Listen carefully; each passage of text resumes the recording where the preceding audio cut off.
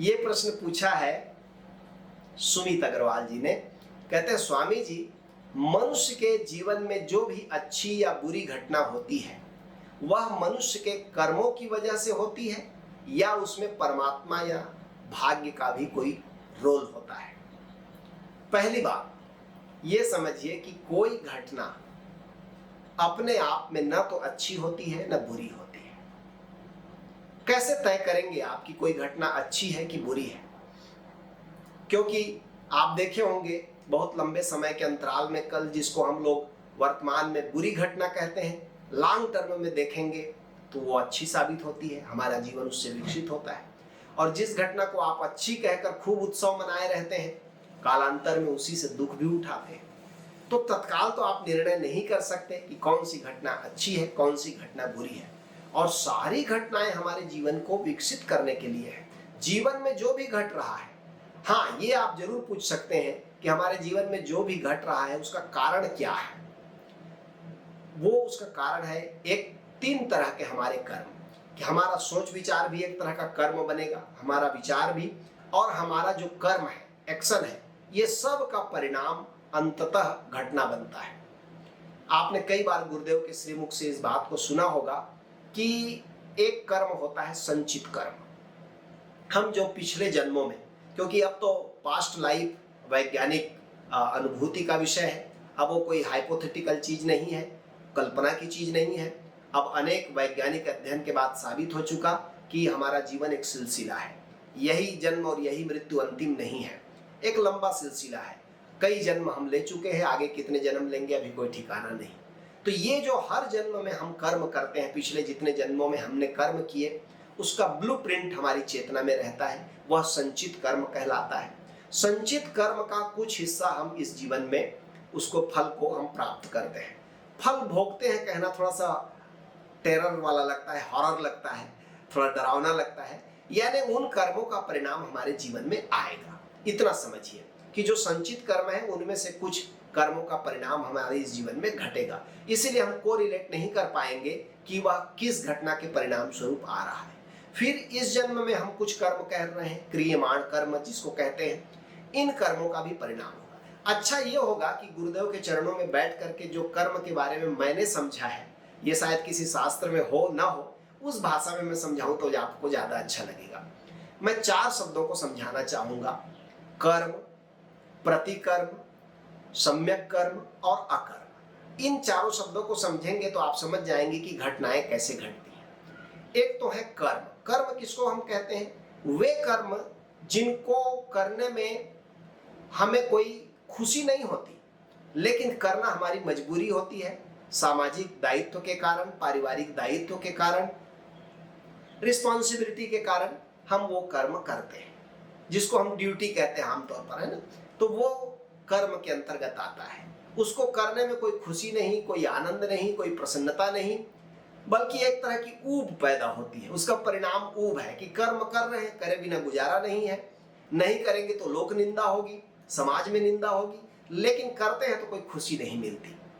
आप daily routine की जो ड्यूटी करते हैं, नौकरी करते हैं, काम धाम करते हैं, बिजनेस करते हैं, हाँ कर रहे हैं क्योंकि पैसे चाहिए, घर द्वार चलाना है, इसलिए माता पिता की सेवा कर रहे हैं, लेकिन ये सब में कोई खुशी नहीं है, एक तरह की ऊब है, बोर्डम है। फिर दूसरा है प्रतिकर्म। प्रतिकर्म क्या है? वो कर्म जो कोई हमसे करा लेता है, प्रशंसा करके, लोभ देकर या निंदा करके या क्रोध दिलाकर, जो कर्म दूसरे के दबाए रिमोट के कारण हम कर ले, वो प्रतिकर्म है। और 90% हमारे जीवन में प्रतिकर्म है। दूसरे हमसे करा लेते हैं, हम करना नहीं चाहते लेकिन करा लेते हैं। किसी ने प्रशंसा की और आप फूलकर कुप्पा हो गए, किसी ने निंदा कर दी और आप पिचक गए, उदास हो गए, तो रिमोट आपके हाथ में है ही नहीं, दूसरा आपको चला रहा है। ये सब प्रतिकर्म कहलाते हैं। जैसे मैंने कहा कर्म का परिणाम ऊब है, बोर्डम है, ऐसे ही प्रतिकर्म का परिणाम दुख है, तनाव है। जो प्रतिकर्म में ज्यादा जिएगा वो अवश्य दुख में और तनाव में एक न एक दिन जाएगा, डिप्रेशन में जाएगा। ये प्रतिकर्म का परिणाम है। और तीसरा जो कर्म है वो है सम्यक कर्म। आप अष्टांगिक मार्ग पढ़े होंगे भगवान बुद्ध का, आनंद प्रज्ञा में हम लोग पढ़ाते हैं, तो उसमें भगवान बुद्ध कहते हैं सम्यक कर्म। सम्यक कर्म कौन है? वे कर्म है जिनको आप अपनी रिस्पॉन्सिबिलिटी समझकर बहुजन हिताय बहुजन सुखाय, दूसरों के लिए, परोपकार के लिए, परहित के लिए यदि आप कुछ करते हैं तो वो सम्यक कर्म कहलाता है, जिसको भगवान कृष्ण मेरे ख्याल से विकर्म भी कहते हैं।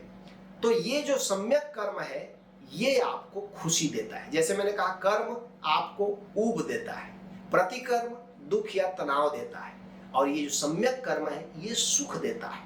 क्योंकि सम्यक कर्म में आप स्वार्थी नहीं होते, आप परमार्थ करते हैं, दूसरों के हित के लिए करते हैं, अपने मनुष्यता को जिम्मेदारी समझकर एक मनुष्य होने के नाते दूसरों के लिए करते हैं, परोपकार के लिए करते हैं। वे सब कर्म आपको खुशी देते हैं। आपने कभी किसी गरीब का भला किया, किसी जरूरतमंद की मदद की, किसी जो आप नहीं करते तो आप पर कोई आरोप नहीं लगा सकता था, लेकिन एक मनुष्य होने के नाते आपको लगा कि मुझे मदद करना चाहिए और आपने किया। तो ये सब कर्म आता है सम्यक कर्म में, और सम्यक कर्म सुख का स्रोत है। आप याद करिए, जब भी आपने किसी का परोपकार किया है तो करते समय भी आनंद आया है, और आज उसको याद करके भी आप आनंदित होंगे। जितनी बार याद करेंगे उतने बार आनंदित होंगे, क्योंकि सम्यक कर्म का सुख उसका फल है। और आखिरी जो कर्म है वो है अकर्म। अकर्म का अर्थ क्या हुआ? ऐसा कर्म जिसमें आपका कर्ता भाव नहीं होता, जिसको पुरानी भाषा में, पुराणों की भाषा में हमारे ऋषि कहते थे यज्ञ। यज्ञ का मतलब ही है कर्ता भाव छोड़कर किया गया कर्म। भगवान कृष्ण ने गीता में कहा कि देखो भाई, कर्म से छुटकारा नहीं हो सकता। कुछ लोग कर्म छोड़कर सन्यासी हो जाते हैं। भगवान कृष्ण ने कहा वो सन्यासी नहीं है। न ही कश्चिदमपि क्षणमपि जातु तिष्ठेत कर्म कृत। एक क्षण के लिए भी कोई भी मनुष्य किसी भी काल में कर्म किए बिना नहीं रह सकता। करना ही होगा जब तक शरीर है। कार्यते ह्यावसः कर्म सर्वः प्रकृति जैर्गुणैः। कहते हैं सारा मनुष्य समुदाय, सारा समुदाय प्रकृति जनित ये जो गुण है, सत रज तम गुण, इसके द्वारा परवश किया हुआ कर्म करने के लिए बाध्य है। हमारे गुरुदेव ने भी अपने आनंद गीता में लिखा है कि हम अपना लिखते भाग्य स्वयं, पर समय बीत जब जाता है, खुद का ही लिखा न पढ़ पाते, अक्षर धुंधला हो जाता है। इसलिए नियति को मत मानो, अपना हस्ताक्षर पहचानो, दायित्वम शरणम गच्छामि भज ओसो शरणम गच्छामि। हम रोज अपना कर्म करके अपने भाग्य का लेखा लिख रहे हैं। कोई अलग से भाग्य विधाता नहीं है जो आपके स्क्रिप्ट लिख दिया और आपको उसको करने के लिए आप बाध्य हैं। आप ही रचयिता है। हम अपना लिखते भाग्य स्वयं, पर समय बीत जब जाता है, खुद का ही लिखा न पढ़ पाते, अक्षर धुंधला हो जाता है। समय का अंतराल बहुत हो जाता है, इसलिए हम नहीं समझ पाते कि कब हमने बीज बोया था। फसल काटते समय कहते हैं ये बीज तो हमने नहीं बोया था। नहीं, बीज आपने ही बोया था और कोई दूसरा बो भी नहीं सकता। कहते हैं इसलिए नियति को मत मानो। ये जो दूसरे के द्वारा लिखे गए भाग्य की धारणा है ये सत्य नहीं है। हम अपने भाग्य के निर्माता स्वयं ही हैं।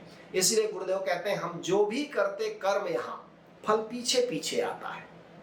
आज कर्म करेंगे अभी फल नहीं आ जाएगा, हो सकता है कुछ का फल अभी आ जाए, कुछ का फल थोड़ी देर लगाए। आज बीज डाल देंगे तो आज ही तो वृक्ष नहीं हो जाएगा। हम जो भी करते कर्म, यहाँ फल पीछे पीछे आता है।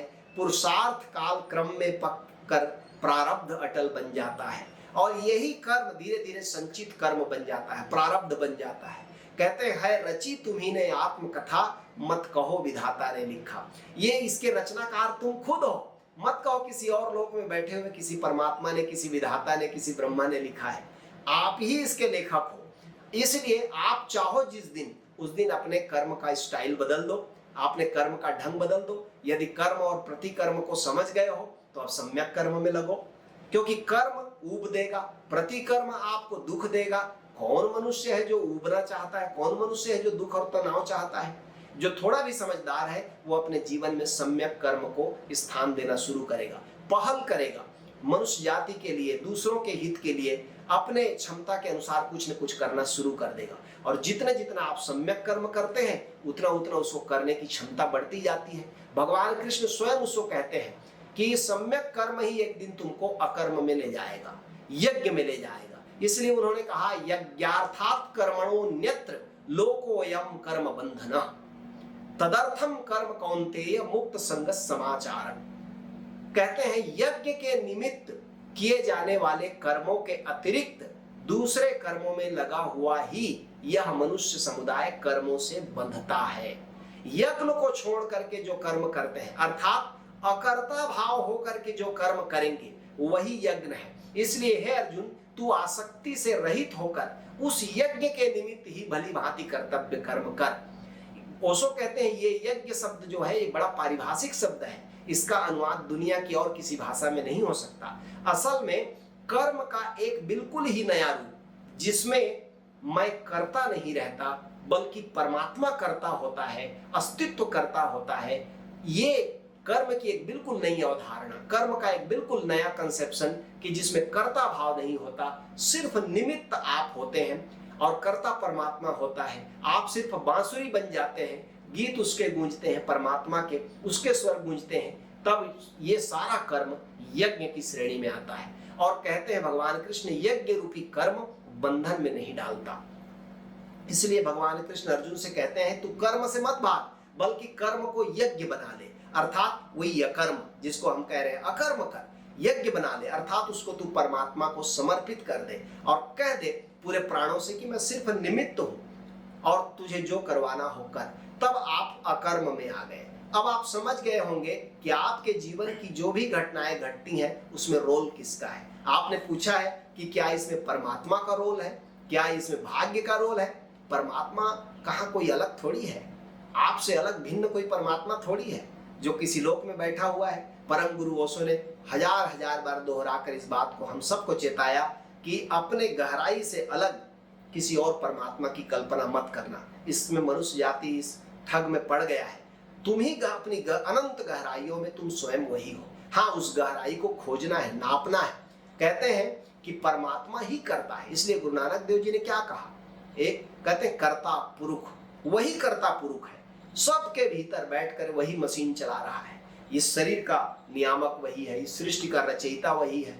सब जीवों के बीच में, सब देहों के भीतर में चैतन्य के रूप में, प्रेम के रूप में, आनंद के रूप में जो विराजमान है वो कौन है।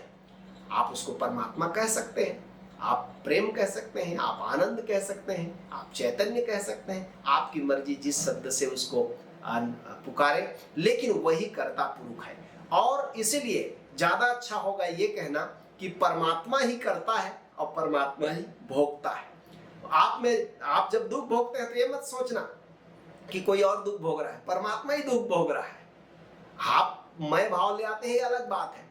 महाभारत के ऊपर में जब धर्मवीर भारती ने एक बहुत सुंदर नाटक लिखा अंधा युग, तो उसमें वो कहते हैं, कृष्ण कहते हैं कि ये जो कौरव पांडव का युद्ध हुआ, इसमें हर सैनिक जो मरा उसमें कोई और नहीं मरा, मैं ही हजार मरण मरा हूँ। हर व्यक्ति के भीतर मैं ही उस मृत्यु का दुख मैंने ही देखा है, मैंने ही पाया है। तो परमात्मा ही करता है, परमात्मा ही भोगता है। इसलिए यह कहना कि हमसे अलग कोई हमारे भाग्य विधाता है, हमारे कर्मों का लेखा जोखा रखने वाला है, कोई नहीं है। हम अपना लिखते भाग्य स्वयं, पर समय बीत जब जाता है, हाँ समय बीत जाने पर थोड़ा पहचानना मुश्किल होता है, लेकिन हम ही है कर्ता। इसलिए आप परमात्मा के रूप में अपने को जानते हैं तो आप कह सकते हैं कि परमात्मा करता है, और नहीं जानते हैं तो आप कहिए कि आप अपने जीवन की सारी घटनाओं के जिम्मेदार आप खुद हैं। दोनों बातें सत्य हैं, क्योंकि एक गहराई में कही गई बात है और एक परिधि में कही गई बात है। इसलिए हम कहते हैं जीवन को सुखमय बनाना हो तो आप सम्यक कर्म में अपने कर्मों को बदलिए। यज्ञ में बाद में बदलेंगे, पहले सम्यक कर्म में बदलिए, पहले परोपकार में बदलिए। इन दोनों में बड़ा एक बारीक भेद रेखा है कि सम्यक कर्म का अर्थ हुआ आप परोपकार तो करते हैं, दूसरों के हित में तो कुछ करते हैं, लेकिन कहीं गहरे में एक कर्ता भाव बना रहता है कि मैंने किया, मैंने परोपकार किया, मैंने पुण्य किया। लेकिन जब आप उसी को यज्ञ बना देते हैं तब आप ये भी नहीं कहते। एक बड़ी प्यारी कहानी है कि कवि रहीम, अब्दुल रहीम खान खाना और गोस्वामी तुलसीदास जी बड़े प्यारे मित्र थे, मध्यकाल के दोनों महाकवि, बड़े ही दोस्ती थी उनकी गहरी। और कहते हैं अब्दुल रहीम खान खाना बड़े प्रसिद्ध दानी हुए, उनके दान की कोई तुलना नहीं, पर वो देते थे और बड़े शर्मिंदगी से सिर झुका लेते थे देते समय। जब भी कोई उनके दरवाजे में कुछ मांगने आता तो नहीं कहते थे, जरूरत से ज्यादा देते थे, लेकिन शर्माते थे और सिर नीचा कर लेते थे। तो एक बार गोस्वामी जी ने पत्र लिखकर पूछा रहीम को कि ऐसी देनी देन को कित सीखे हो सैन, देने की ऐसी कला कहाँ से सीखे हो, ऐसी देनी देन को कित सीखे हो सैन, ज्यो ज्यो कर ऊपर करो त्यों त्यों नीचे नैन। जैसे जैसे देने के लिए हाथ ऊपर करते हो, शर्माते हो, संकोच करते हो, ये देने की ऐसी कला कहाँ से सीखे। तो अब्दुल रहीम खान खाना साहब ने जवाब दिया, वो यज्ञ का उदाहरण है, वो अकर्म का उदाहरण है। उन्होंने लिखा, देनहार कोई और है, भेजत है दिन रैन, लोग भरम हम पर करें ताते नीचे नैन। देने वाला मैं तो जन्मा तब एक धागा लेकर नहीं आया था, सब देने वाला दाता पुरुष परमात्मा है, वो देने का क्रेडिट मुझे देता है। लोग सोचते हैं कि रहीम देता है, मुझे बड़ी लज्जा आती है, मैं देने के योग्य नहीं हूँ, वही दाता है, माध्यम मुझको बनाता है। तब यह यज्ञ हो गया, यह अकर्म हो गया। हम लोग सम्यक कर्म की तरफ बढ़ें और कालांतर में प्रतीक्षा करें कि एक दिन हमारे जीवन का हर कर्म यज्ञ हो जाए।